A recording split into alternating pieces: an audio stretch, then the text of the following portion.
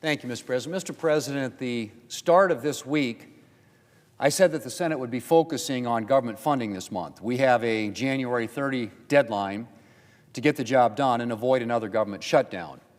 We've already passed one package of 3 appropriations bills that was signed into law in November, and now we need to finish our work. Later today, the House is expected to consider another package of 3 bills: Commerce, Justice, and Science, Energy and Water Development, and Interior and Environment Appropriations. These 3 bills were crafted with bipartisan input from both the House and the Senate. The Trump administration supports this package, and I expect we'll see robust bipartisan support for these bills in today's House vote. Mr. President, this 3-bill package advances some important priorities. It funds programs that support law enforcement and promote public safety in communities across America. It invests in critical infrastructure projects, and it supports efforts to unleash American energy to provide a reliable and affordable energy supply to the American people. And, Mr. President, there's one more thing about this package that's significant. It spends less money than a continuing resolution. That's right. This bill spends less taxpayer money than if we passed another CR or continuing resolution to fund these agencies. And that's not an accident. That's what we can accomplish when we make appropriations a priority, when we put in the work, make tough choices, and put it up for a vote. Mr. President, appropriations is one of our core responsibilities, but it hasn't always been treated like the priority that it is. In too many cases in the past, massive omnibus bills were being written behind closed doors. That is not how I want to do things. When I became Majority Leader, I made it clear that I wanted appropriations to get the attention that it deserves. And we've made some solid progress on that front in this Congress.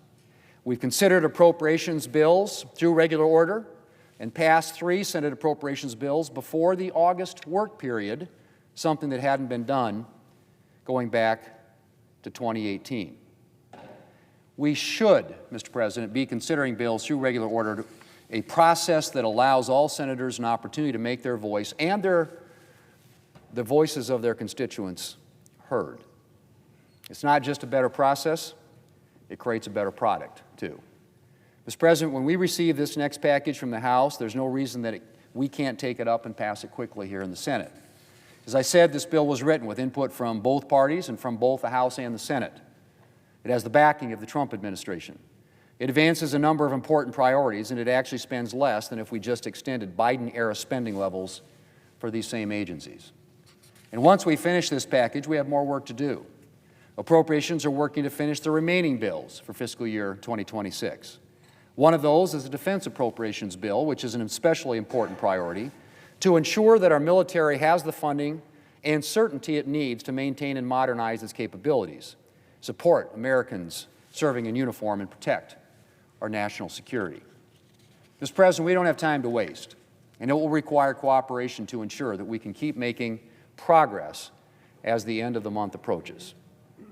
Because I want to be clear that January 30 means January 30. We can't afford another extension.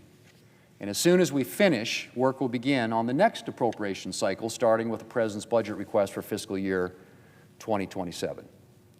Mr. President, we've done a lot of good work on appropriations this past year, I should say. And I want to thank our colleagues on the Appropriations Committee, especially Chair Collins, for their hard work throughout the year. This work isn't easy, but it's important, and it's a responsibility we need to take seriously. And I know they all do.